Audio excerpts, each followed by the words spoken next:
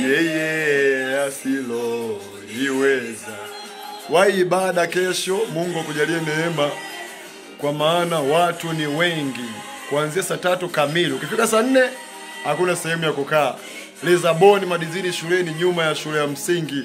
Nabii wa matamko, mashine ya injili. Tupo redio, tunajiandaa. Ya. Unaweza ukaona mtu wa Mungu huyu hapa, Yohana wa Mlimani, mtu anayeshinda milimani.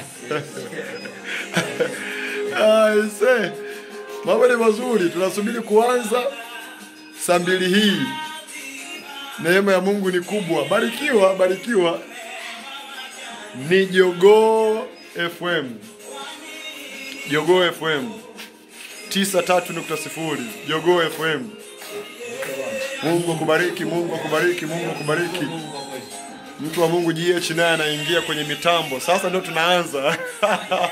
Mambo ni mazuri. Barikiwa.